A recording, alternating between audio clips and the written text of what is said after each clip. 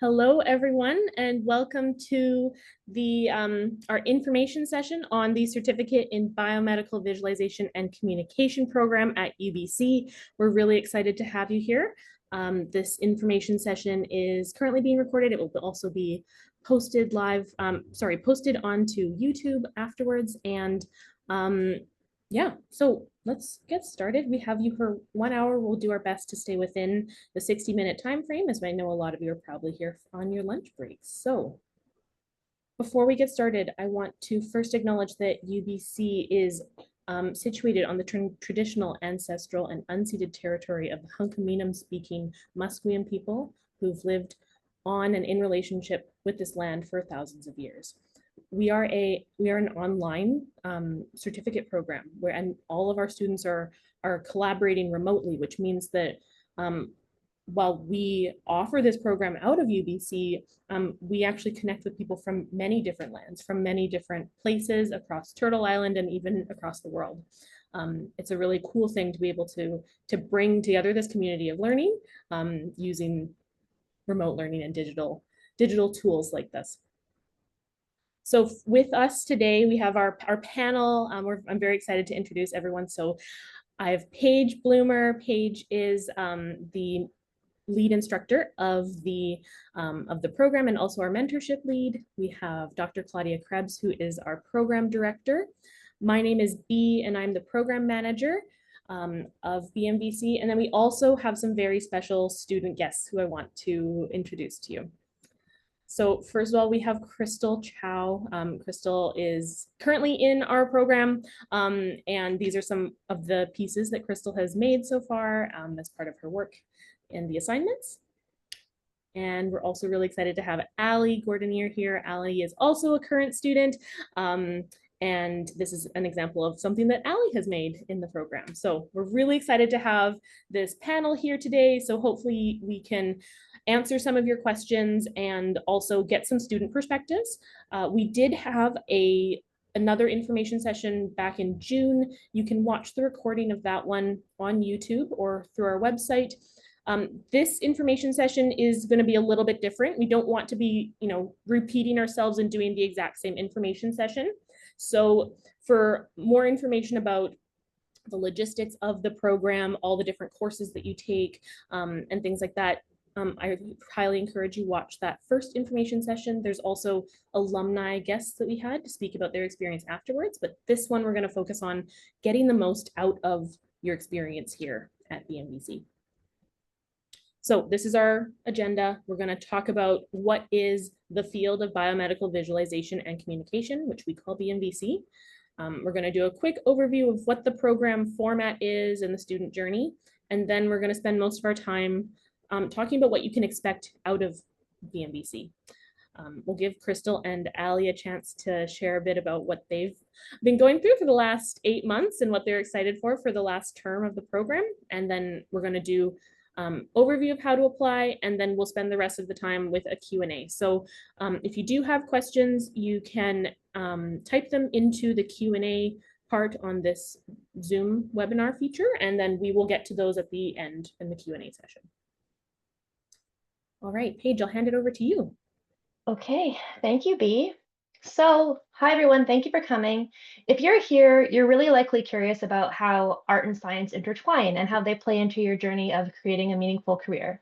And this is lovely, and we do so much of that here. A lot of creating, a lot of using different media, but then we go beyond learning to paint and draw and beyond doing that in an anatomical and medical setting. So this space, this area where art and science meet to play, it's interdisciplinary, it's collaborative. You get to play with emerging media. We use diverse storytelling techniques, which is personally one of my favorite things. Everything's deeply connected to storytelling, and it's integrated across many industries. And all this together collectively is called the field of biomedical visualization and communication. And it takes art and science and it turns it into things that are beyond that. It turns it into comics that break down complex scientific concepts. It turns it into storytelling that allows readers to understand lived experiences in ways that aren't traditionally accessible. It turns graphic designs that engage with empathy and community at the forefront. And we also create engaging and relevant resources which help families understand a diagnosis, a procedure, and next steps. We go beyond art and science and create things like this 3D animation of complex processes that require spatial awareness and things that aren't easily visualized with the naked eye. And we also do things like a 2D animation, which Crystal was a part of, where we utilize visual metaphors and imagery to help communicate confusing health topics. And I wish I could let you watch the whole video right now. We'll share it. We'll share it on our site or something one day. So magic happens here, change happens here. We're change makers, and all of our students leave with tangible and intangible outcomes that go beyond the dream of bridging art and science. And that's really what we're going to be focusing on today. What are you going to get out of this? Are you going to be like one of our students who came in curious about how the program can enhance their science communication while finishing their PhD? And now they work with health authorities to improve public health and knowledge translation? Or are you going to be like one of our students who came to BNBC looking to develop new illustration skills? And they were curious about a specific body part in one of our anatomy courses, and they decided to do a deep dive of this body part and do a medical case study of a medical illustration case study. So they reached out to a subject matter expert to be like, hey, I'm working on this thing. Um, can I get more information? And instead, that person said, oh my gosh, why don't you just do some freelance for me? Or maybe you're like one of our other students who dreamed of being a content creator. All they wanted to do all year, I want to make an animation. I want to be an animator. And they didn't know where to start. And now they're collaborating with two of their former classmates, working on a series of scicomm videos on YouTube. Or maybe you're like many of our students who come to pursue master's degrees of all kinds and wanted to use this program as a launch pad to reach your goals. So the question is, how are you going to use this program as a sandbox to test and refine your skills and build your portfolio and shape your career? And we'll head on into that. We'll jump into that right after Claudia goes through the program values. Thanks, Bea. It is so exciting to be the program director for a program that is so highly interdisciplinary, hands-on, and experiential.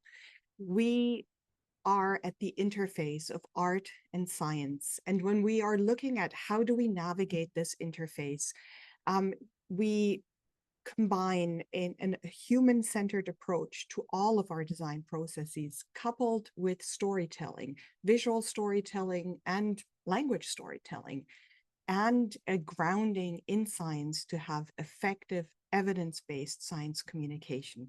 It is those parts that come together to allow art and science to blend and allow you to become a biomedical visualization and communication expert. Our program is 100% online, as Bea mentioned at the very beginning. We start in January. We divided the year into 3 terms. The first 2 terms have 12-week courses, and then our last term has a final capstone project, which is also 12 weeks. You'll be in groups. You'll be working with a real-life client, and you will have a faculty mentor who is going to guide you through those steps of the client interaction. Everything that you learn from January to August will be applied in those last months. Again, with the mentorship of faculty and the mentorship of your entire cohort and community to help you navigate that first real-life client experience. When we look at the term in more detail, we start you out in January with 2 foundation courses. One is, well, the foundations of biomedical visualization and communication. This is centered on storytelling, actually listening. We have 5 sessions just dedicated to listening because we understand that communication, effective communication, empathetic communication needs to start with listening. That's where we start you out on this journey. In parallel, we have a course that we call Managing Creativity in Teams. We realize that teamwork in a creative space needs tools. You need to be able to manage your own creativity, you need to be able to manage your team's creativity, and you need to be able to manage your client's creativity. And those may have competing goals. And if you want to be able to create something effectively, you need tangible tools to help you through that. And that's what this entire course is sort of centered on.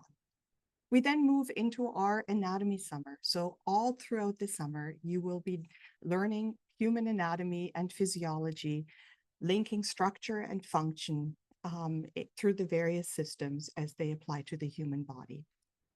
We will do this both with a virtual lab that we developed here at UBC, and we will also have 1 or 2 sessions live streamed out of our actual anatomy lab.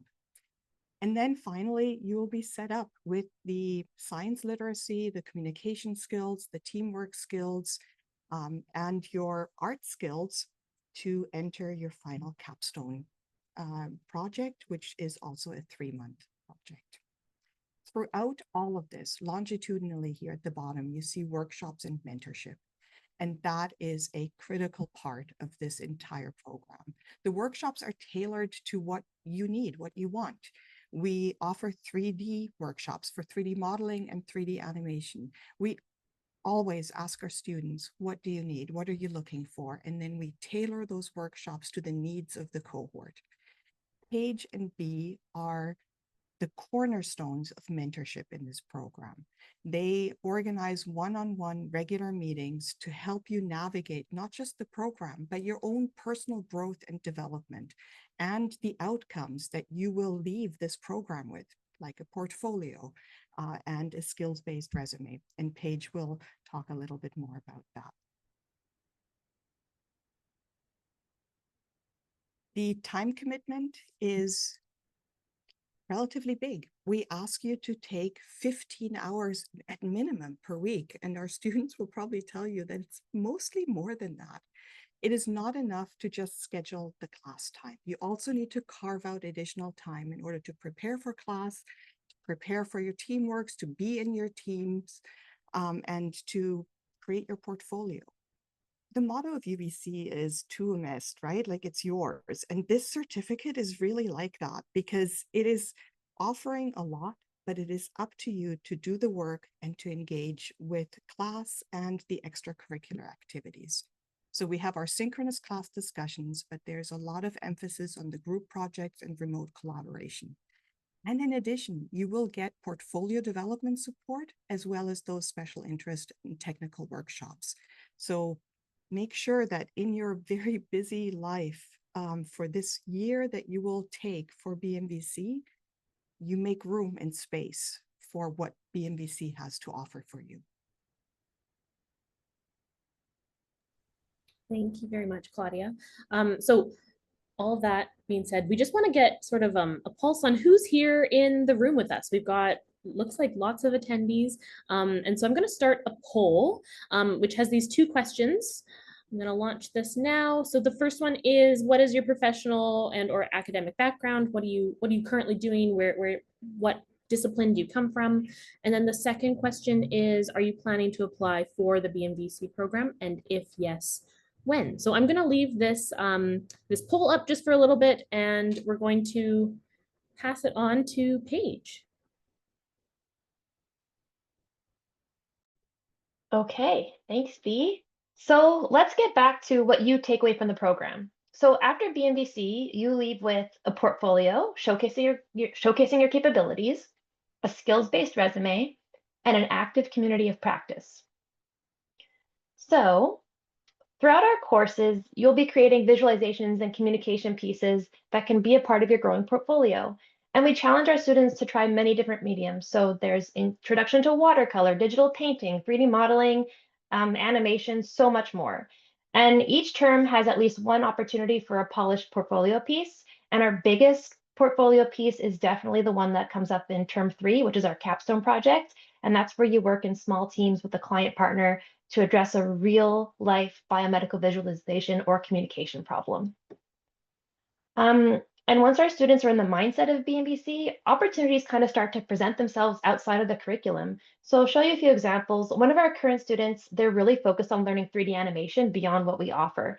And they've been trying out different techniques in Blender and testing out what they can do. And we encouraged her to reach out to an anatomy and physiology instructor to see if there were any animations that maybe this instructor needed for class. And they got a really enthusiastic response. And now they're going to be collaborating with this instructor and hopefully getting their work out there. Another opportunity was that we were contacted by the editor of the journal called Anatomical Science Education, ASE, and they were looking for an editorial style journal cover for an upcoming issue.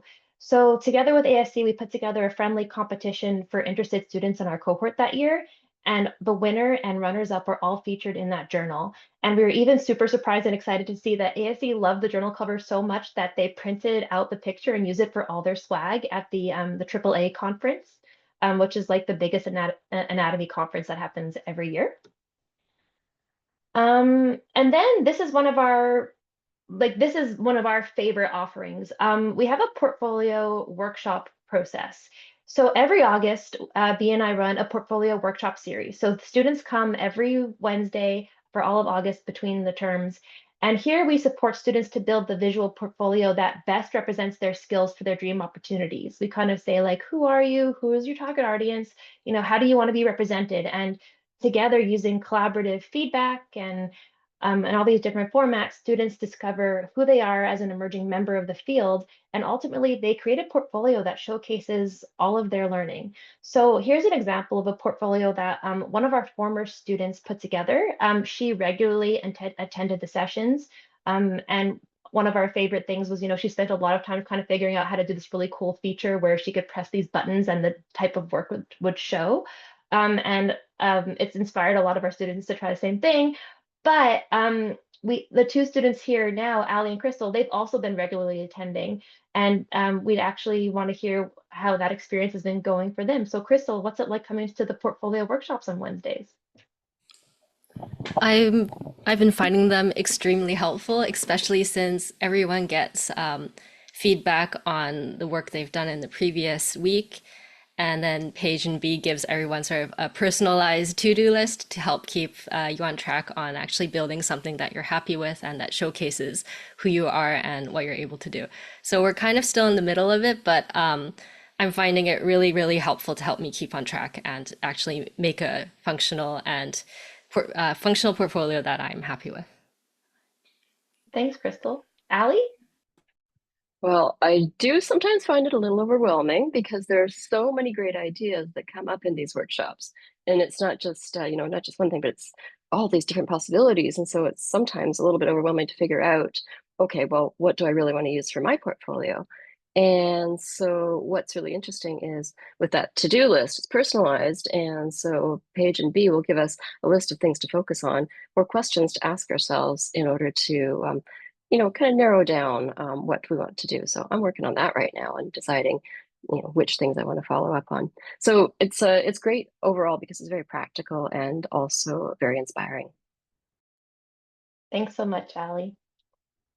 Okay, so another outcome of the program, another tangible outcome is our skills-based resume. So it's a new feature of the program that we're excited to launch in 2026. And it's a result of feedback that we've gotten from current and past students. And it's called the skills-based resume, and it's a tool that you'll be able to walk away from the program with, which clearly articulates the skills and capabilities that you bring to potential employers or collaborators. So one of our former students did this. She was looking for jobs, and instead of just submitting, a traditional resume that kind of said, like her education, her background, what she did, she really tailored, she kind of put her skills at the forefront. And anytime she went to an employer, she made sure the skills that the employer was looking for were the first things that the employer would see. And it was individualized for every job she was applying for. And she got really great feedback. She brought it back to her cohort. And we are just so excited to have you come out with your own skills-based skills-based resume as well. So another one of the strengths of the program is how well we utilize remote collaboration. So another one of your tangible program outcomes is an active community of practice. So our tools make sure that you don't feel isolated or alone. We've created this program so that you can work out loud with like-minded people, you could learn with one another, you could build skills together, and you could stay connected. We now have a BMVC Alumni Network. It's an initiative led and developed by alumni who wanted to carry the togetherness they formed from their cohort into their career and share it with the cohorts to come.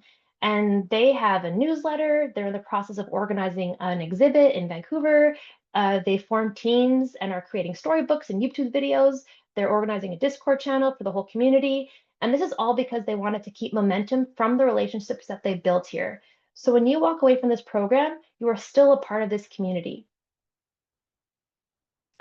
I'm going to pass it on to Claudia to talk about the transdisciplinary intangible program outcomes. Thank you so much, Paige.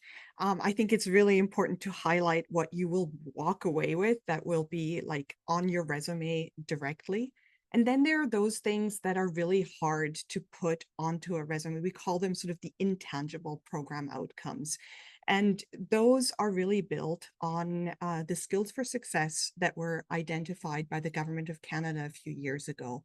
And these are the competencies that have been identified as needing a boost and being absolutely necessary in sort of the modern workforce.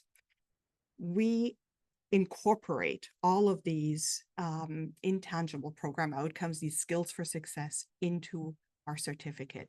So I'll just choose a couple of them. Creativity and innovation, that is at the core of what we do, right? Like everything is built on that creative journey and how to build an innovative new approach to things. Problem solving, you're constantly solving the problem of how to communicate and visualize something very, very clearly. The digital aspect, we work both in traditional media and in digital media. Collaboration is at the core of this entire program. We teach you how to collaborate effectively. We let you practice effective collaboration, and we troubleshoot how to collaborate even better. Adaptability goes hand in hand with collaboration. You need to be able to adapt to changing scopes, changing people in your teams, and sort of changing mindsets. And your mindset needs to adapt to projects as well.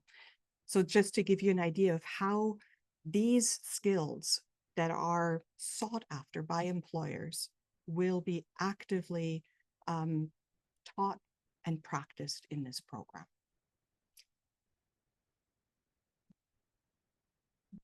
Okay, thanks very much, Claudia. And now we really want to just give some airtime to our students because like their experience is really what makes the magic here. And so we want to ask Crystal and Allie to maybe give us a bit of just like a window into their world for the last few months.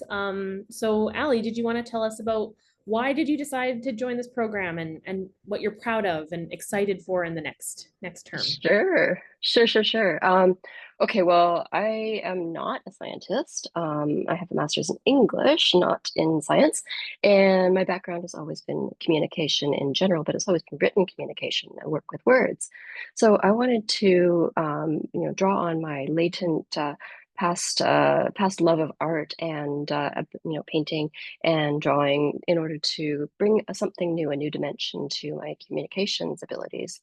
So that's what fascinated me at first. I'm interested in science and I'm interested in all kinds of things, and I wanted to be able to combine that interest with a few new skills and a few things that I already know how to do.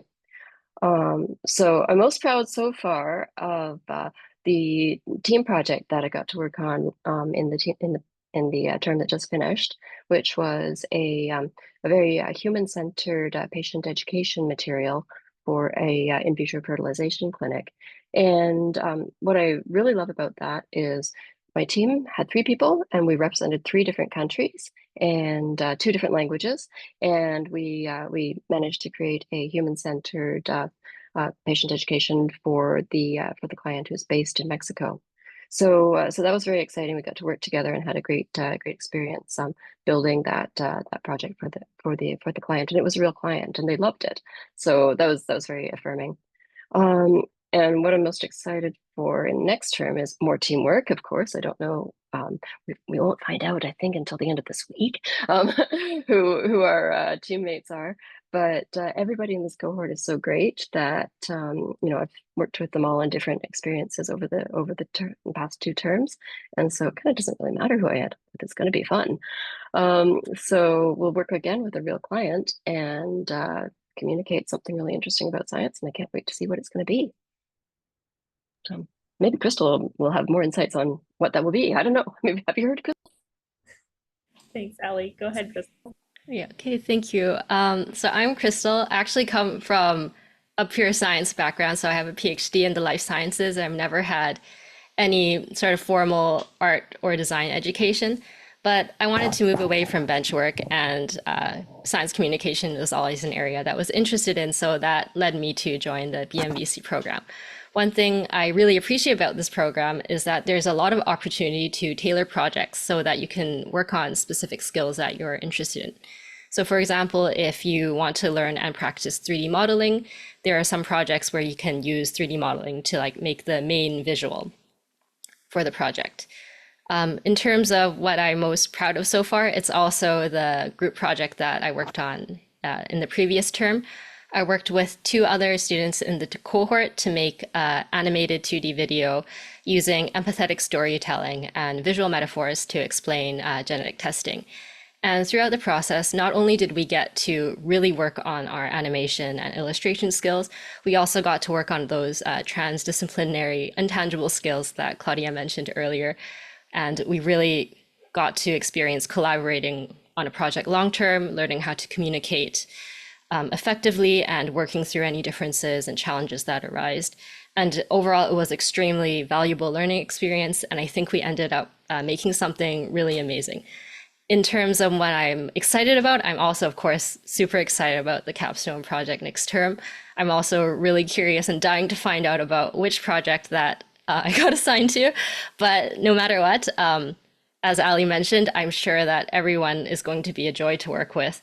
And I'm really excited to apply everything that I've learned in the previous terms on a project with a real client.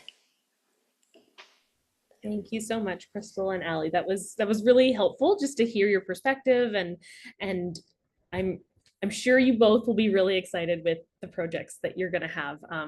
If you be patient for a couple more days, but yeah. So really, this program is more than just a certificate. This program is about you and getting something that works for you out of it. So we want you to be here to build the skills that you need to be successful, to build that portfolio that is going to showcase what you can do and your capabilities, and ultimately get you ready to integrate into industry in a meaningful way that's really well prepared. So before we get to the Q&A session, I'm going to do a quick overview of just like the nuts and bolts of how to apply, all the application details. So on our website, all of this information is also posted there. We do recommend that you read our program handbook, which can be found at the bottom of our website, as this just outlines all of the program policies and what to expect, just to make sure that everything is clear before you know what you're getting into before you apply. The requirements for admission are we are looking for a minimum of 2 years of post-secondary experience. It does not need to be necessarily at a university. It could be any sort of post-secondary education experience. The reason for this is because we want to make sure that our students are prepared for the level of academic rigor that this program expects. As Claudia mentioned before, it's a fairly large commitment, and we want to make sure that everyone is set up to be successful when they come into the program. But the biggest part of the application is actually your motivation. So we are really curious to hear about why you think this is a good program for you to help you meet your goals and develop the skills that you need. So we have a letter of intent. It's a 500-word written piece, part of the application, and this is really where we see we want to see who you are shine through in this letter of intent. As for the process itself, first you'll pay the application fee, which is $175, non-refundable, and you can complete the online application after that. And then once we have all the applications in, Paige and I will send out invitations to interview for students who meet all the eligibility requirements, and we'll discuss your goals and to see if this is a good fit for you. And then if you are accepted into the program, tuition is payable in 3 installments for a total of $12,250 Canadian. We are in the standard application period, so between August 1st to September 30th is our standard application. The interviews will probably be in early October, as soon as we get that final list of all the applicants, and then we will be sending out admission offers and decisions by the end of October. So you'll know before November what your plans for January are. Okay, so we now have time to do a Q&A. I know that Claudia is only able to be here for a short amount of time because she's very busy, has another commitment. So there's a couple questions that we want to make sure Claudia has a chance to answer before she has to head off. So there is one here from Pega A. And the question is, what does the future of this field look like with AI? And is there demand for this job? Claudia, do you want to take that? Yeah, thank you so much for that question. AI is, of course, on top of everybody's mind, and the impact of AI on all fields is going to be growing over the next little while. In this field specifically, we are dealing with very sensitive, human-centered visualizations and communications. We're often using patient stories. We're using patient data sets at times with full consent, obviously, and we are making illustrations that are based off of humans. And with that, the human touch is irreplaceable. And in fact, we will go into the ethics and the history of visualizations and the really difficult history of some of these illustrations. And then we will discuss how those ethically fraught data sets are being used to currently train AI models. I'm not comfortable with that, and neither should you be. And in fact, when I look at the field, there is a real push towards this very human-centered approach to visualization, centered on the skills and approaches and understanding of humans, not AI. I was just at SIGGRAPH, the largest computer graphic conference in the world. It was here in Vancouver, and I was part of a panel exploring the interface of computer graphics and health. And the entire focus was really not so much on technology and exploitation of data sets, but on humanizing that visualization with human artists, human designers, human communicators. Are we going to see a lot of AI slop? Yeah. Is that what we aim for? No. And the field is actively moving away from that in this very sensitive sort of part of computer graphics and design. Thank you, Claudia. And there's one more question that I want to give you a chance to answer before you have to dash off. And it's related because AI is, of course, changing this field. What is the demand of folks with this skill set of this field in BMVC? Who might the expected clientele be? Yeah, it's also a really good question, right? I mean, we live in a world where science literacy is decreasing. We know this through numerous studies. And the reason for that is that we, the scientists, professors in the ivory tower, have not done a good job of communicating what we do.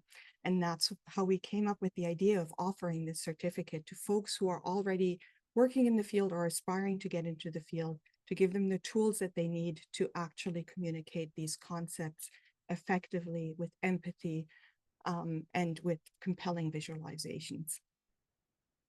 To get into this field and to find those jobs is going to be, well, part of some of the workshops that we will do with you, where we teach, we go through where the opportunities are and how to cold call people and how to, put yourself out there. The demand is there. It's often hidden. Often the employers won't know that they're looking for you. So it's a little bit of a of a dance between us communicating clearly what we are offering with this education to employers as well, who then, once they find out, and we have, we've talked to many employers, they're like, oh my gosh, this is exactly what I need. Or, you know what, I hired that person 2 years ago. I didn't know that that's what they, that's their skill set, but that's what I needed. And I found that person. So I hope that sort of answers the question. But again, going back to my experience at SIGGRAPH, it is a growing field. Yeah. Great. Thank you so much, Claudia. I know you have to go, so thanks for being here. But Paige, Crystal, Allie, and I are going to stick around until 1 p.m. to keep answering your questions. All right. Thanks so much, everyone. And it's a fantastic program. I hope to see you guys in class. Bye. Bye, Claudia. Okay, so there's a couple questions that I think Claudia did answer already. So the question from Armin about possibilities that AI will take over the field, I think we've already covered that one. And Emerson's question about what kind of clients look for this kind of work, also Claudia addressed there. There's a lot of questions here about full-time work, like who can, like Pega has a question here. Is this program good for someone who's working full-time, can only regularly take classes afternoon and evenings? Paige, did you want to tackle this one? I do have an answer for this one, but I'd love to hear from Allie and Crystal first because I know that they both have different time commitments and I'd like to hear how they're navigating them. Go for it, Allie. Sure. Well, I'm not employed full time right now, so I do have a little bit of extra time to spend on this. But that being said, it does take a lot more time than I expected, because there's the time that we spend in classes every week, but then there's also a lot of homework. There's a lot of pre-reading. There's a lot of work that we do after our classes, and there's a lot of work that we do together with our teams.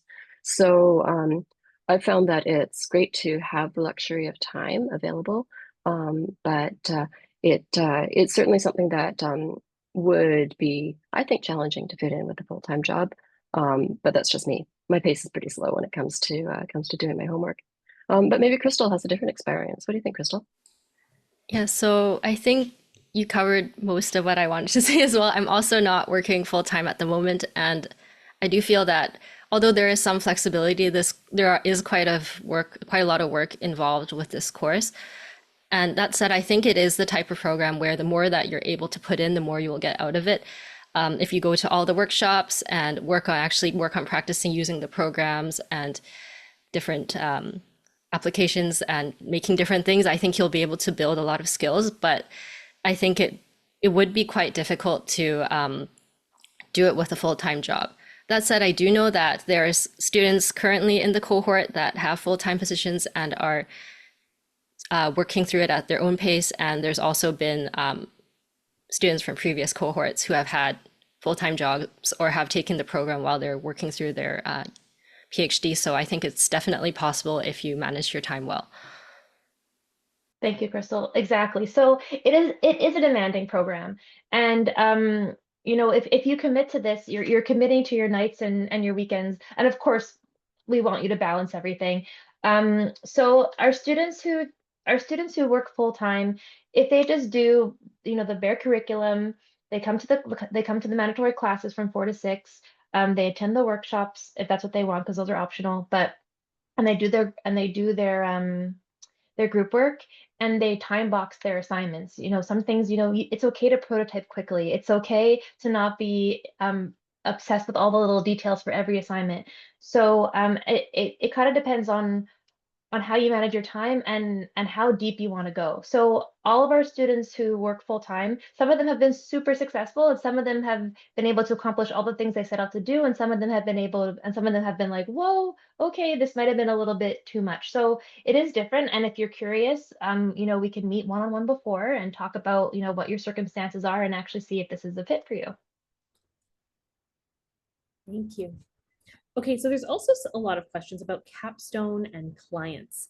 I know that there was a question at the beginning, like really early on when we first mentioned the capstone project, is it the responsibility of students to find a real life client, or is one going to be provided for the team? And I know that there are other questions here about, like, can you give examples of clients that we've had in the past? So Paige, did you want I'd to? be happy to. This is my favorite. So we don't, so students don't find their own clients. We have had experiences where students have said, hey, I found these people and they want to be a capstone client, and we've reviewed them and met them and we were like, wow, that's perfect. So we if you want to find someone to work with, please go find them. That would be wonderful. But I usually go out and find the clients. And my favorite part about it is after I get to know the students and what our students want, I'm able to kind of go find the right client to fit what our students are looking for. So for example, last year, one of our students desperately wanted to make a 2D animation, and he wasn't a favorite student or anything, but it was at the back of my mind, like we need to have a 2D animated capstone project so that the student could actually, he's been working so hard. And we were able to go find someone who fit that mold, and that student and the 3 other students they worked with were very happy. So I listen to everything. I take the pulse of the whole cohort, and I'm actively going out and trying to find the right capstone clients, kind of like to meet the moment of the cohort, if that makes sense. Yeah. We don't just find random people Oh, to do this. yeah. It's very much like we do our best to find the clients with biomedical communication like challenges that are going to be ones that like really give students the opportunity to shine with with their own goals. And so that process starts day one. As soon as Paige starts meeting people, she's always on the hunt for good capstone clients. And we do our very best to have people who are, willing to give you the freedom to like practice what you need to learn, and give you that structured and safe space to really collaborate and be creative and but also get that experience with working with someone from community. Hey, did Yeah. you want to, I guess you did already give some examples, so. Oh no, I didn't. I could give some more. So this year we have five teams. So we have 5 capstone clients. Our first capstone client is a repeat client. We worked with them last year. They're called the Northern Spotted Owl Breeding Program. Last year we helped create for them an interactive 3D model of an owl and all its like bones and muscles, its musculoskeletal system. And we rigged it so that if you press the button, like, the leg would move up and down or a wing would move. And this was to help the owl physiotherapist kind of understand how to give the owls rehab and make sure that they don't go extinct in Langley in BC. And this year we're going to be doing, we're not entirely sure what it's going to look like, but the clients asked for a 3D animation of the reproductive system of the owl. So following the embryo of the owl as it goes through whatever structures until it turns into a baby owl. So we'll see how that one goes. Another one is going to be a 3D animation depicting how a nano. Oh, Paige, we lost your, we can't hear you. Oh, Paige has lost all, okay, just a sec. So I will, sorry, Paige, we can't hear you anymore, but I can keep talking. So that the 3D one is with a biotech startup. They're working with lipid nanoparticles for new innovation when it comes to, I think it's bleeding disorders. So that's an exciting one. Paige, is your voice I'm back. Sorry, is that okay? Thank you, V. Thank you so much. Okay, so we did the startup, we did the owl.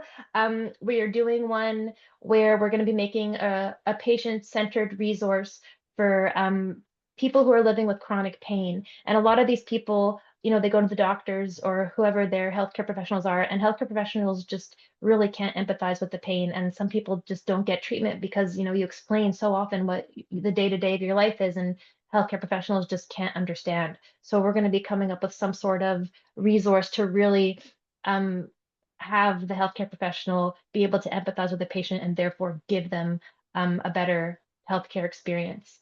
The last two be, what are they? I'm blanking. Oh, okay. We have repeat clients.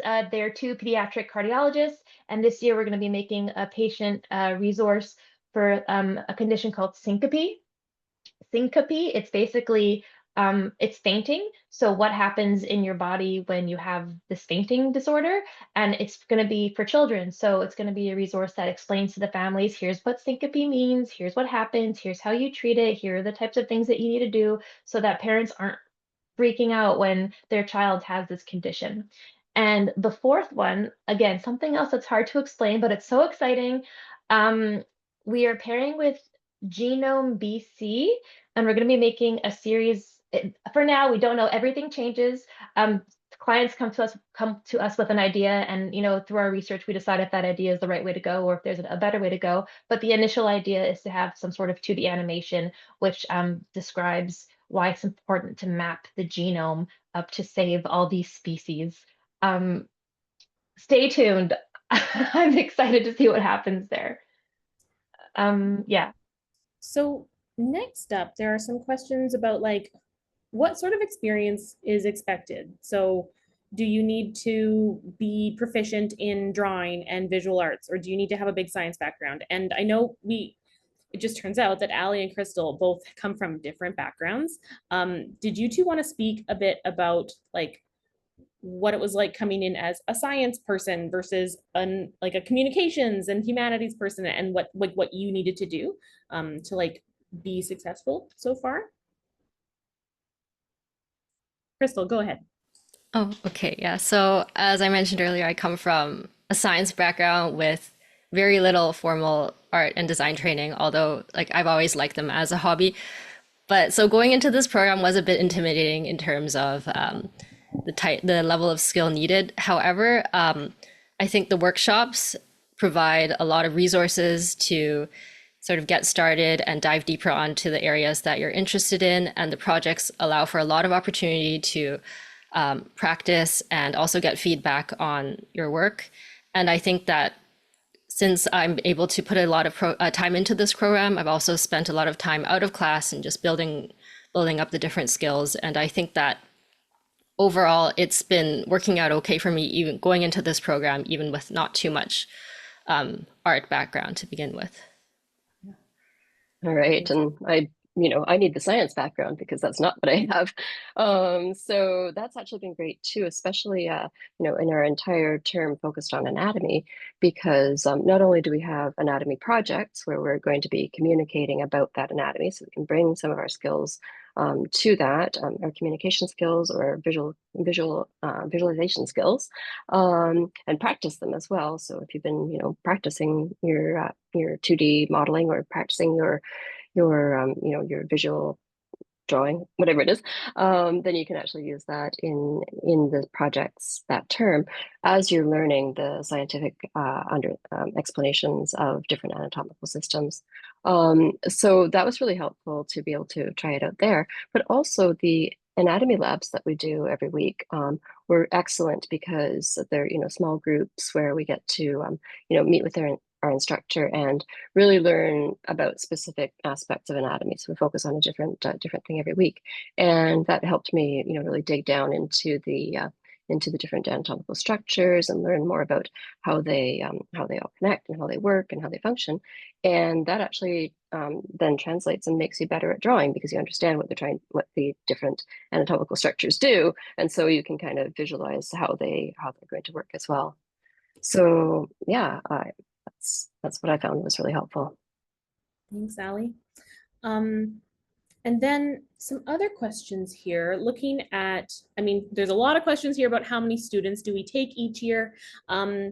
We don't have a set minimum or maximum, but we do aim for a cohort of between 25 to 30 students. We find that that's really the sweet spot for remote collaboration and this style of learning. And then each student gets the support that they need and also has enough sort of diversity among their peers that they can really tap into that work out loud mindset that Paige was talking about. So we are aiming for 25 to 30 students, but we will be flexible depending on the applicant numbers. We want to make sure that the people who are in the program, that they're in this program for the right reasons and that this is the right fit for them to help them achieve their goals. We'd much rather have a smaller cohort of students who are this is a good fit for than a very large cohort of students who don't really know if this is the right place for them and they're less motivated and committed to being here. Like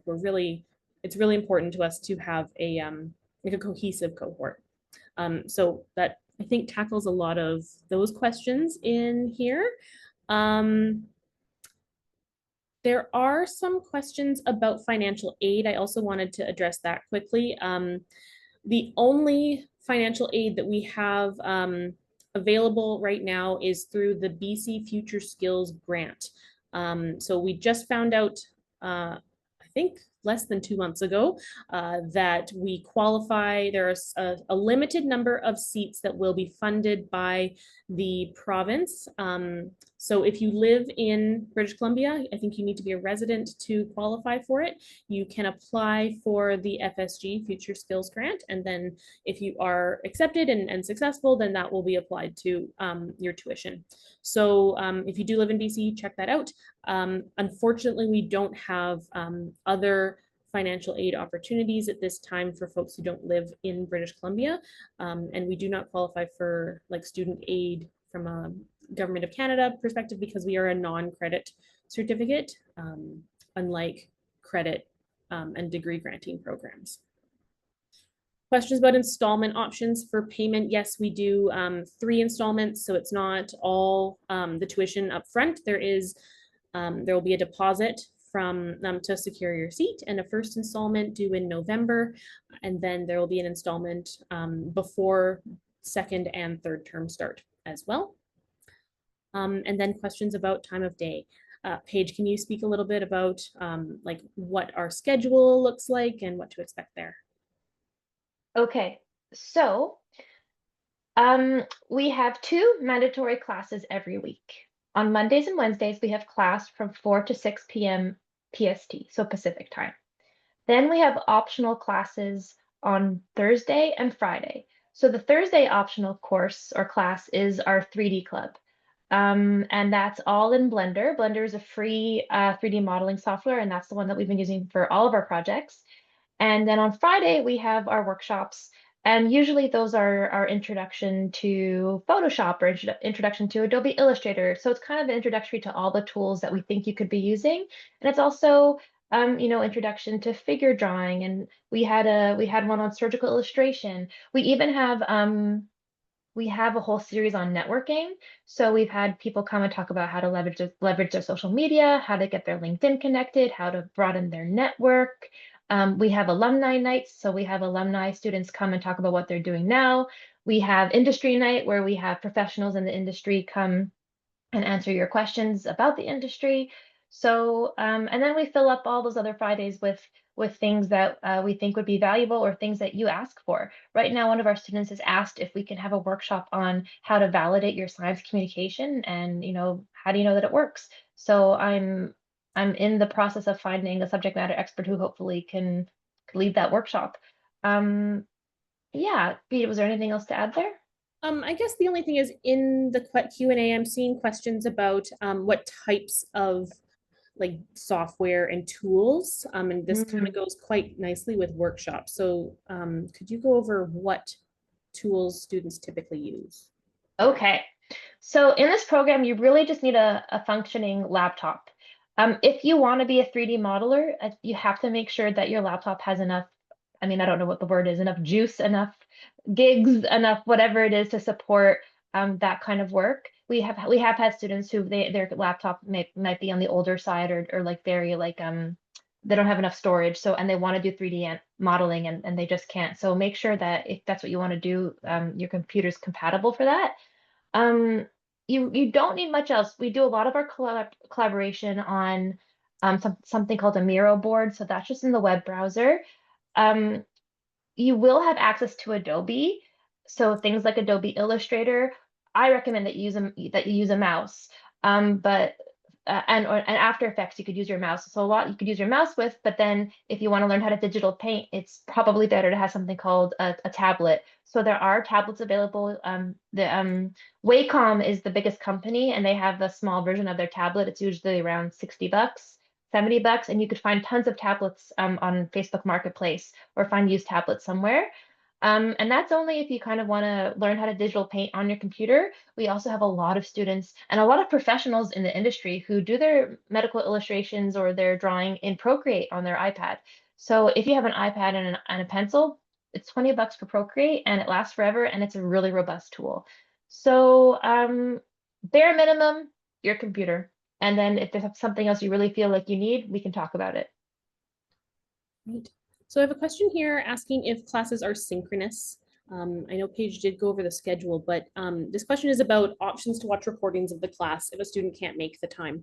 So because of the way we structure our classes, our synchronous in Zoom sessions, these sessions are highly based on participation, active discussion, rapid prototyping challenges, and like being really engaged during the class itself. And so recordings of the classes are oftentimes not that useful because you're not participating in the dialogue that is happening. It's not like a lecture where someone is just speaking for an hour and then you are absorbing that information. So we ask that students do their very best to attend all classes synchronously. Of course, we know that life happens and things come up. So if you for some reason you can't make it to a class, we do ask that students give us a heads up, and then we'll send you the recording. The recordings are only available for a short amount of time so that you don't fall behind. We have had students who try and save all those recordings until the end, and that really doesn't work. People don't keep up with the course. But we don't share those recordings just openly. You do need to give us a heads up so that we can make sure that you get it. The synchronicity of this program is really key to building that community of practice and the trust that you have with your peers and your instructors. We do have questions about how this program compares to other master's programs, like programs like U of T. Paige, can you address that? Most definitely. So there are master's programs in biomedical visualization and communication that exist, and they've been around for a really long time. There's one in Canada, it's at the University of Toronto, and there's a few in the United States. And these are 2-year full-time in-person master's degrees, and they are robust. They have their anatomy dissection. They have full classes devoted to the technical skills that you want to learn. They're master's degree level courses. And this is not what we have here. This is a part-time certificate course. It's really foundational. And oh, B, I need you to pick up because I'm blanking on all the different all the different things. Sorry, I was answering questions in the Q&A. Yeah, sometimes I get so excited to answer about what ours is different, and I get a little nitty. But yeah, we're just not offering the same thing as those master's programs, and a lot of people can't even access those master's programs because of how involved they are and that they're full time. So yeah. Oh, go ahead.